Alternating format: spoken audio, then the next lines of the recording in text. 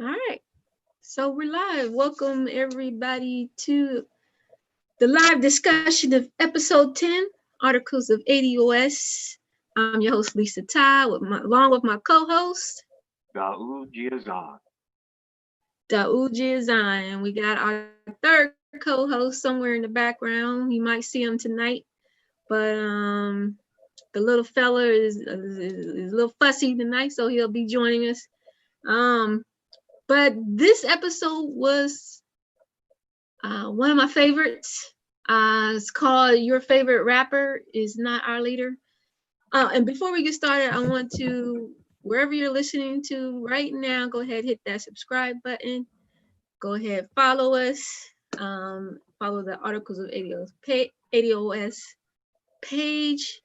You can also go to our website, articlesofados.com, for all the information that you missed possibly today. And like I said, this is one of my favorite podcasts because our celebrities are acting up right around now, and we wanted to address those celebrities and let them understand that they're not our leaders, even though we know otherwise, and that'll be in next week's episode. But initially we they're not our leaders, so although some people believe that they are, and we address them, especially T.I., Killer Mike, and Keisha Lance Bottoms, and that's coming up in the main event. We are if you have any questions, you can drop them below, and we'll try to answer them live here. If not, we'll answer them later or after the live is over. And but other than that, Daoud, start us off with the what do you call this here? The personality piece, where I posted the question, what part of the protest cycle are we in? Because protests in ADOS and the Black community seems to have a pattern. We will protest and then things tend to die down and return to normal and nothing much changes. So I posed the question, what part of the protest cycle are we in at this moment? And it was last week. And we're out of the news, almost out of the news cycle, but of course something happened in Atlanta yesterday. But we were almost out of the news cycle of protesting. Things are dying down. COVID was back in the news. And so Daoud, take over. Where are we in the protest cycle?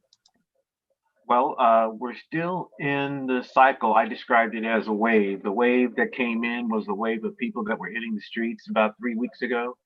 Last week, we're receding from that. While it has spread to some degree in terms of areas of the country, the intensity has definitely died down. And so you've got a lot of people, significant numbers of them that are new, large numbers of people who are not new, but a lot of people that are new that have not really affiliated themselves with any particular organizations. And so I see this as an opportunity as other groups of people that we often fear that may attempt to co-opt what's happened. There's a competition really going on since last week till even today. We're still in that period where people are seeking how to better affect their citizenship in this society within the confines of this issue. Now, since last week, and the issue is the Black Death at the hands of the state, and the response is that people haven't liked it, and now they've shown it by their putting themselves on the line and being out in the streets to complain and to mandate that things change.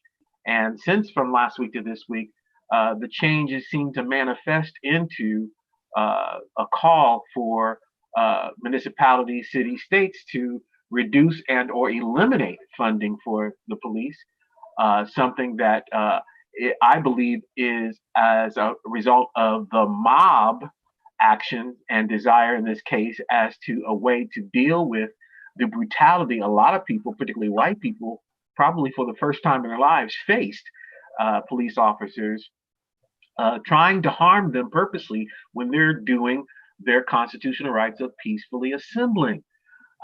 So that has, I think, buyed into the desire among the mass mind of the mob to desire a defunding of police, if not elimination of them to a great degree, at least in their current structure, wholesale.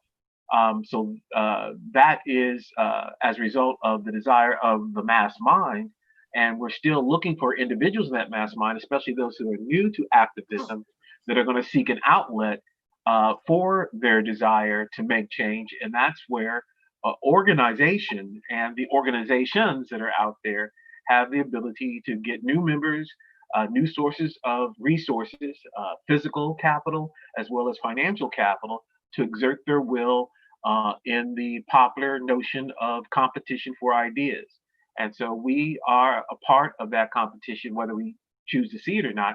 And so our goal as a particular organization, ADOS, is to adopt those people into our fold and get them working to achieve our goals. And that's the state we're in right now. We'll be here for at least, based on historical accounts, we'll be here at least probably another 2 to 3 weeks when things will get settled and those people will join and be committed to agencies and participate. And we shall have the same opportunities too.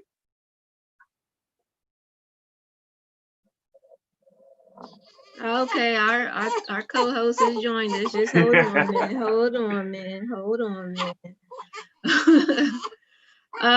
What else we discussed? We discussed a couple rapid articles that I thought were good.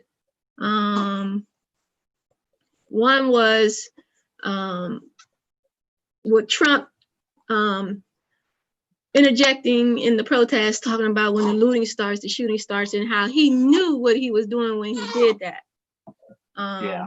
That was a rapid article. Another one was, and that happened a lot last week, where public cities officials, oh man, you okay? Public cities and officials were declaring racism a public health problem, health crisis. Yeah. Racism was a public health crisis, and I was confused as to what does that mean. Once you declare it a public health crisis, I mean, are resources going to be issued out? What does that mean? And I didn't quite get a clear answer last week. Still don't know how that translates into any tangibles for the Black community. So that was in the news a lot last week. It sort of started about 2018 when Wisconsin declared the same thing. They have been for years, for decades even, under sort of a shortfall and resources have been scarce. Well, the people most affected by that are African American, Black ADOS people. But officials there saw the need, if anything, to call more attention to this by declaring racism a public health crisis. The goal and hope there is that the city officials and state officials will then realign resources to deal with that crisis. Whenever there's a health crisis, that's what's supposed to happen. And I believe whether it was originated with activism in Wisconsin or here in Columbus, where the same thing here was announced 3 weeks ago as well.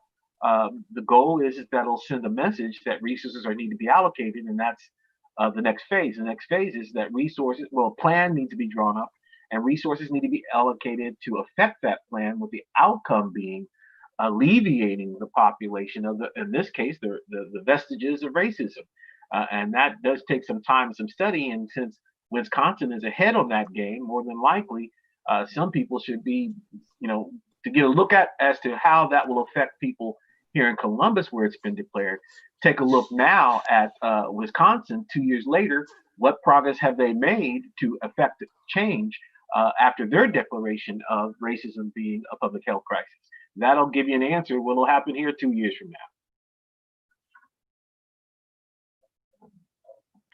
Okay, and did you have any favorite rapid newses Bob Johnson and his $14 trillion reparation package. Yes, Tone did an excellent job of dissecting that.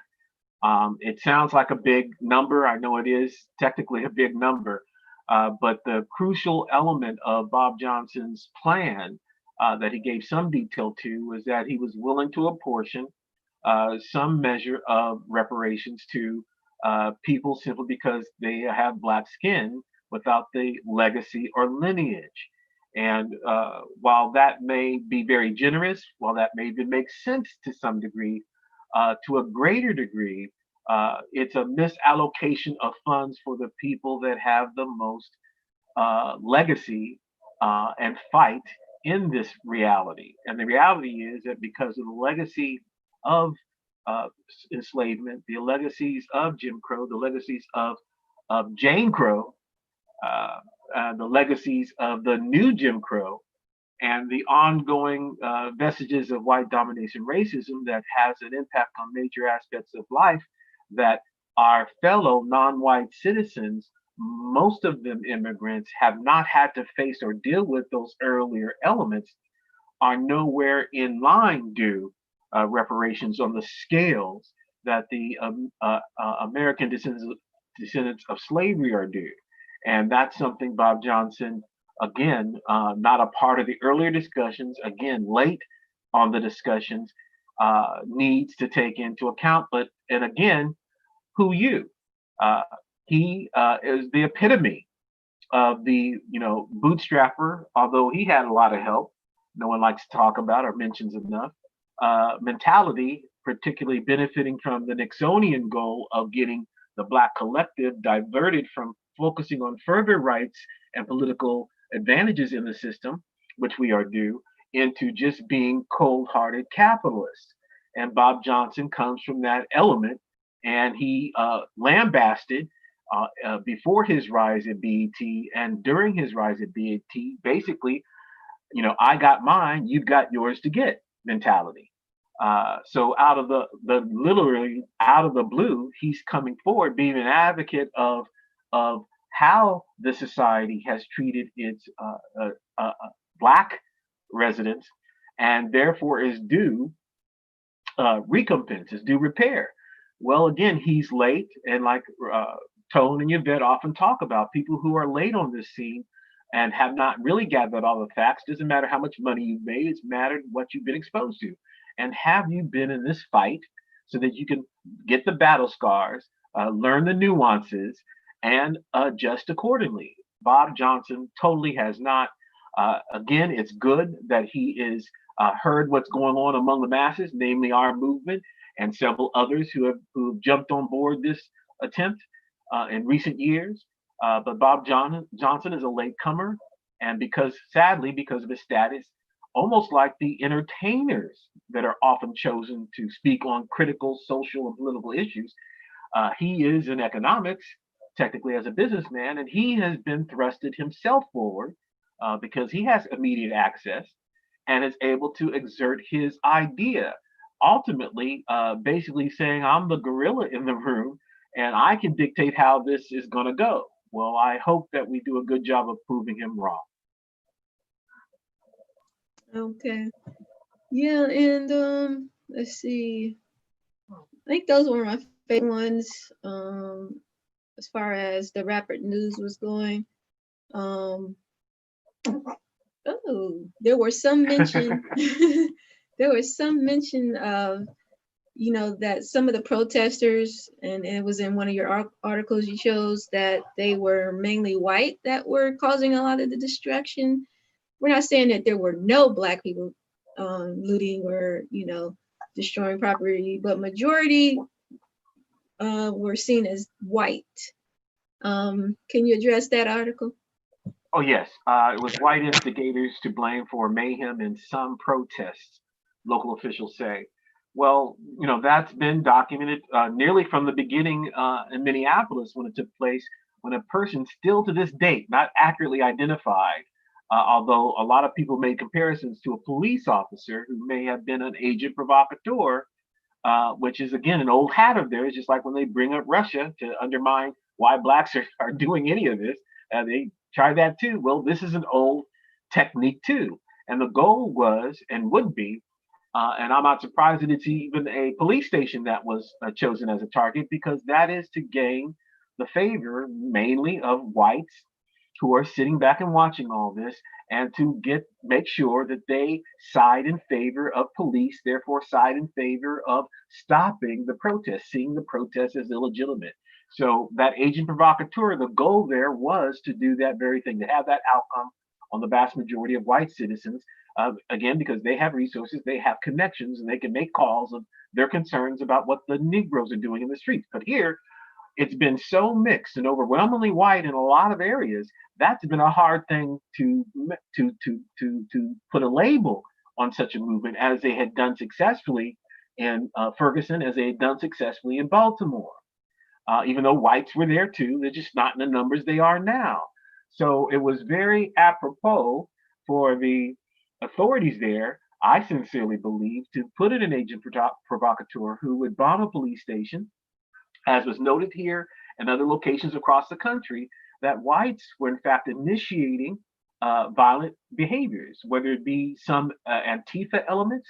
And lo and behold, what we discussed in our more recent one, which I won't give away now, I know you'll appreciate that, where there's even larger fish in this pot that were particularly attempting to stir up violence among the legitimate protesters, most of whom, 90% of whom, were being peaceful. And that's a percentage I think is rather accurate. Of course, that changes from day to day. At the same time, that has spread. We've also learned in things I wasn't able to put in our rapid news reports, where there were a host of bricks and other flammable materials just sitting around in large quantity as people were going into city centers to protest. Funny how that was happening. Again, I believe sincerely that's another provocateur aspect, where young people, with all their zeal, would pick up a brick on their way into protest, therefore tempting them to be destructive. And that is not uncommon in situations like this. There's going to be some level of destructivity.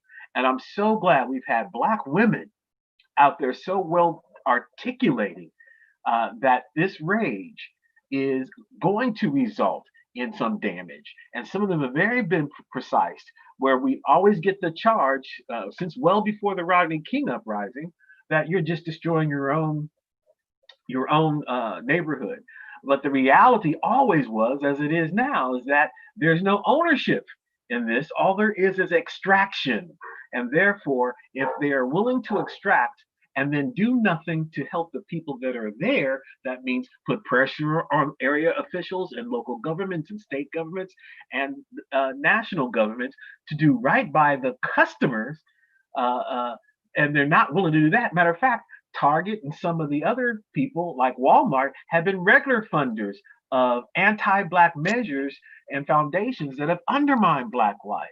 So for those places to be receiving some levels of damage, it should not be beyond sanity to realize that that is going to happen at some level. They shouldn't be surprised, but they act surprised. But I'm so glad so many people, particularly Black women, have been given the mic, have taken the mic, and have announced that you need to think differently about that issue. It's issues of ownership and extraction that are being attacked, not just people just doing mayhem and looting for nothing.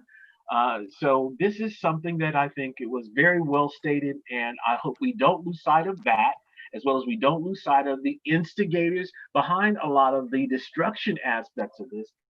At the same time, destruction will always take place, and this is something we said in this episode. I mentioned Martin Luther King famously said, again, this is another thing we need to be having a drumbeat on, that the violence or riots are the result of not listening to the unheard. I know I just messed that up, but that's basically what it is. Unheard populations will reach a pitch level where they will be heard, and sadly, it'll come out in destructive ways. Right. Okay. All right. Thank you for that analysis. But our main event, which is has been one of my favorites, where we, it's from The Independent, and it's called Killer Mike, T.I., and Atlanta's Black Miss Leadership Class. I believe we all seen the news conference that they held when the protests and the riots in Atlanta started, and they weren't too happy with how the protesters were behaving themselves. When, you know, they were causing a little chaos there and there, and throwing and breaking stuff and destroying things and setting things upon fire. And so T.I. and Killer Mike have vested interest in these areas as well. Well, we know Keisha Lance Bottom is, you know, in leadership there. So what is she, the governor? What is she, the mayor? The mayor. Mayor, okay. So they were chastising Black folk for their behavior when Black folk were doing just about anything and everything else that everybody else was doing. As we just got done discussing. And people noticed, enough of us noticed that their stance on it was, one, against the people in the streets, two, was very classist in a lot of what they were saying. And so we decided to interview this article, which was highly critical of all three. And the way Daoud structured the interview was, we're normally attacked. This time we held back and was like, okay, well, he took it from a different angle. And Daoud, I'll let you speak to that angle. Yeah, I purposely did it as an Obama apologist in that mindset. Obama has weighed in slightly. Roughly 3 weeks ago, he sort of said, you know, you people, you know, you guys need to do better. All the way to earlier up to this, about 4 or 5 days ago, he said you need to make the people in charge a little scared. That, I mean, it was just like his earlier attempt didn't work. Until the second attempt, he tried to connect more with the people out in the street. But his whole goal is to get people really to settle down and to vote for Biden. But I did it in his vein, in the discussion and approach to Mr. Devin Springer, who wrote an excellent. This is one I give very few excellence in my grading of the rapid news and main events. And this was one of the very few very excellent pieces. Gave a lot of historical relevances to what's going on, and pinpointed the fact that while, and this is what I'll give Killer Mike some consideration, that he was at least trying to be compassionate in transmitting his class-based analysis and plea to the population, but it still fails because we do know he has a vested interest in people settling down. If they had spent more on getting commitments from the leaders as to what was going to be done so that people could have better faith in their realities in Atlanta life, then I think both of them would have done a much better job. Instead, T.I. Reduced himself into infantile fantasy with his comparison with Wakanda, and Killer Mike ultimately wanted people to settle down because he has some business interests there. I mean, of course, he does care, but the business interests are really out there. So I addressed it from the standpoint of a person with the mentality of a Barack Obama apologist that would further give emphasis as to how wrong thinking that is and how it undermines the ultimate struggle of the people that are striving for justice in the streets. Yeah, and one of the things that you brought out in that interview is the idea that many of the local activists that work day in and day out to work with Keisha Lance Bottoms to get things changed in their community, never see T.I., never see Killer Mike or Usher or any of these Atlanta celebrities until, you know, they are brought into the camera. I don't know what T.I. and Killer Mike do on a day-to-day basis, but apparently it's not working with these local activists. The local activists are the ones that are actually doing the work, and then they show up and have a press conference. Yeah. And that's something Mr. Springer really brought out. He named the specific groups that have been trying, a few of the groups that have been successful in getting Miss Lance Bottoms to represent the people instead of the Yeah. probably her campaign donors. Aside from that, Mr. Springer identified clearly how Killer Mike and definitely Ti have not been engaged with these grassroots level people that do need their voices, their abilities to gather attention, their abilities to gather resources. But this is another thing that undermines their plea, is simply because even despite the compassion that Killer Mike was able to show, the sad fact is that because they do have a material vested interest in people settling down, and that they hadn't worked with these other groups so they could also voice those things. I mean, that would have given them a lot more credibility into what they were attempting. But the mere fact that they stayed on focus on getting people to settle down so things could go back to quote unquote normal, well, that's a normal people are just simply tired of, and they needed them to do much better. And they typically, as entertainers they don't do always the best. And after you complete, I do have a thing that people can better judge why they're not in that interest, besides the decadent veil piece and besides their vested interest. Right. And another thing that really surprised me is, of course, the part of Keisha Lance Bottoms in her speech. She said, "This is not what Martin Luther King did."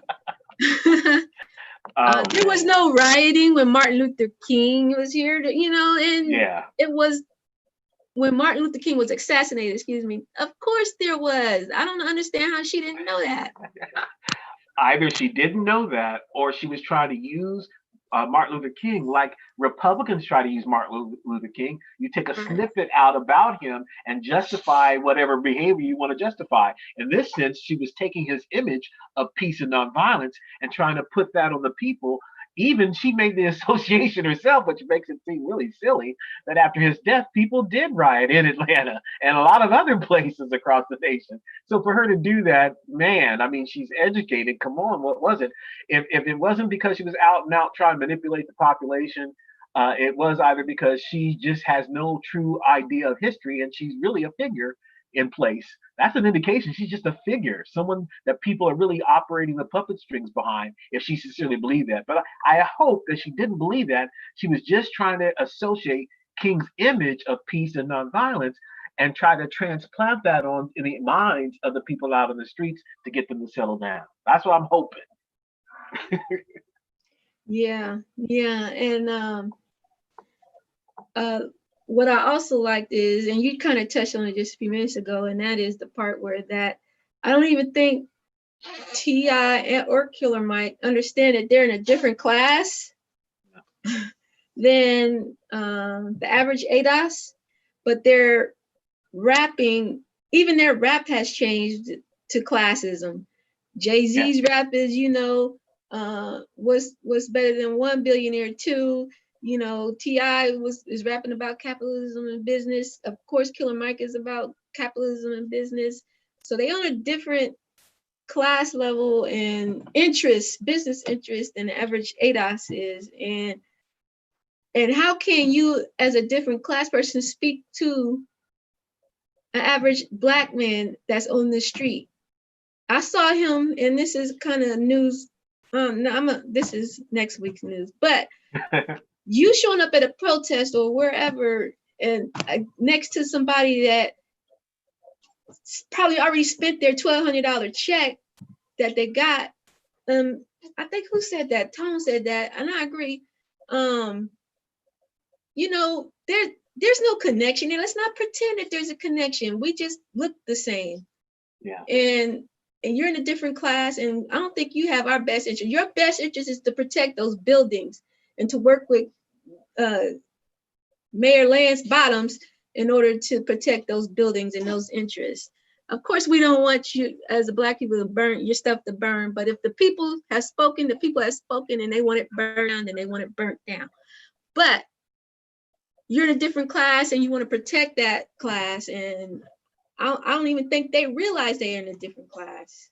Well, I think the best person that said that in a brief line was you during this episode. You mentioned something about a Bentley. Do you remember that?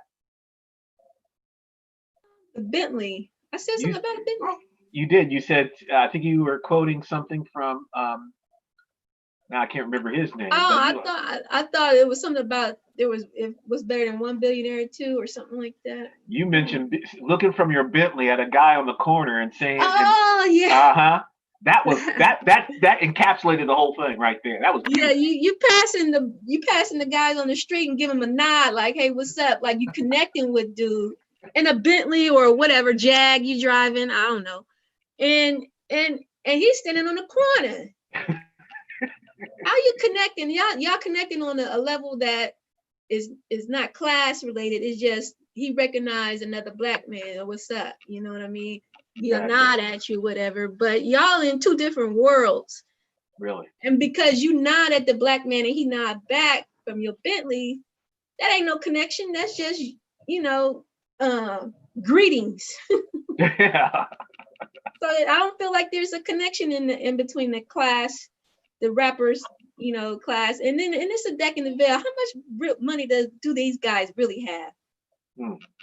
You know, really, if they really out here like crying, like not crying, but really speaking against the protests and they you know, they really want to protect their pride. There's something they can't lose. People that can't lose something, can't afford to lose something, is speaking different. Is speaking, you know, I don't hear nobody at CVS talking about, oh my God, we lost the building, or Walgreens or Target.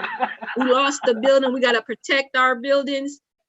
Come on now, that's the deck in the veil that Tone and I'm talking about, because they can't afford to lose whatever it is that's out there that's burning. And that's a veil that they need to be honest about. You know, like, yeah, we ain't got it like that. We need our stuff. Well, say that. And now, see, that's next week's news. We kind of ahead of next week's news. But they need to say it. You know why they need to say it. Exactly. You know, we had that discussion on why they need to say it. But tell the truth, shame the devil, or however that thing goes. You know, tell people that if you burn our building, we are done. Yeah. We ain't got money like that to replace it. We ain't Target. We ain't CVS. You know what I mean? Don't make the people feel bad, you know, bad for fighting for something that's right. Well, that's one of the reasons why I used in the Rapid News Professor Carol Anderson, because you've been posting her, and I could, you know, hit myself upside the head because I really love her work. She's a phenomenal scholar, and she's done one of the best recent works, similar to Miss Michelle Alexander's work, The New Jim Crow. Hers is White Rage, and it just documents fully what we are enduring. You know, the challenge is, why isn't the mainstream media, I also call it white domination racist media, why aren't they bringing Professors Alexander and Professor Carol Anderson and interviewing them? Sandy Darity. Why aren't they bringing them forward? Instead, we get these entertainers coming forward, and here it's entertainers to get people to stop acting out. And so you're going to send in entertainers. I can almost understand that. But before these things get to a fever pitch and people are rioting, you should be talking to professionals who've studied what's going on in this society and can explain the plight of people that are struggling a lot better than the entertainers do. This is the reverse problem. The problem is that they're calling too many entertainers in front of cameras to speak about our pain, and because of the decadent veil, and now what's been acknowledged, especially with Killer Mike and T.I., is that their vested interest in people, you know, going back into their homes and pretending everything is all right. We're getting that in times when there's no upheavals, and we're being deferred to listen to these entertainers give an idea on how the status of Black people are. Well, this was always their weakness. They are not connected with people that are struggling. They're far beyond that. With I can't remember his name. I still can't remember his name. Connected to Rockefeller. Jay-Z. Yeah, with Jay-Z. He's decades removed from what that life is. And 50 Cent told the truth. Like Sean P. Diddy Combs recently told the truth, that ultimately they were just figureheads. All the money they had flashing came, was printed up for the thing, and it was sent away or burned or whatever. It wasn't theirs to take home. It was all image projection. And they were in the business as the last 20 years, I would say, probably even more. The goal of the rapper has been Nixonian rites of passage, that you are to see yourself as a businessman, you are to be productive like a businessman, and that's how you're going to win in this land. That's what their job has been as rappers, besides partying and glorifying violence or glorifying seeing women as objects. The other portion of their job was to sell people on that great white American dream that we've always been locked out of. And I do emphasize white American dream because they don't like us even when we're there. The incidences of Oprah being looked at funny at places and accused of stealing when they didn't recognize her, all the way to other notables that have had run-ins with law enforcement or store owners that treated them like poor people because simply because they had the skin color. So there is something more that these people are not able to speak on, but the educated class, the experienced class, I'm talking the grassroots worker, they're the ones that are not, that don't get the cameras, that don't get an opportunity to provide an explanation as to the dynamics because they don't want one. And this is the last thing I wanted to say. So they bring them forward because they lack the ability of giving a true root cause based analysis of what's going on. That's number one. Number two, the reason why they're entertainers is because they know what we don't often acknowledge is that a lot of the reasons why they're popular is because significant numbers of white people buy their stuff. So you don't want to alienate them. And the other thing is that they, because they are in a creative mode to get to where they're at, they're not so much on the abilities of inference and talking in ways that acknowledges nuance. And that's another reason why they're thrusted forward, because they don't talk all too often or communicate on that level because they're artistic and they don't get into concrete analytical analysis of things all too often. I'm not saying that they're not capable of that, but they've spent most of their careers and their lives developing artistic ways of dealing with things, not literal concrete issues that have an impact on people's lives. And they can give voice to it, but to articulate all the nuances and the things that are inferred, they don't have a total grasp on. And that's another reason why they're chosen and thrusted forward to speak. Because it's either know they'll either make mistakes, and it's known that they will not as thoroughly and as well versed in talking on those issues. So they're brought forward to do that very thing, so that the true pain that people in can never truly, through their eyes, be fully articulated. That's it. All right, I appreciate it. All right, so yeah, that was episode 10. We actually made it to episode 10, one of my favorite episodes. And I hope you guys check it out and be able to listen to it. Let us know what you think. And like I said earlier, wherever you're listening, just hit that subscribe button, hit that notification bell if you're on YouTube, and you'll get notification when we go live or whenever we drop a podcast episode. You can also follow us on Facebook, Twitter, Instagram, Twitch, Periscope, wherever your favorite social media place, let us know. We'll be there. Come on, man. We almost done. Yeah. And what else? Subscribe to the podcast on Apple Podcasts, Google Play Store, Spotify, SoundCloud. Wherever you listen to your favorite podcast, we should be there. So hit that subscribe button, leave us a review, and we would appreciate that. Join us on our Patreon at patreon.com/articles of ADOS. And we'll have exclusive content up there one day soon.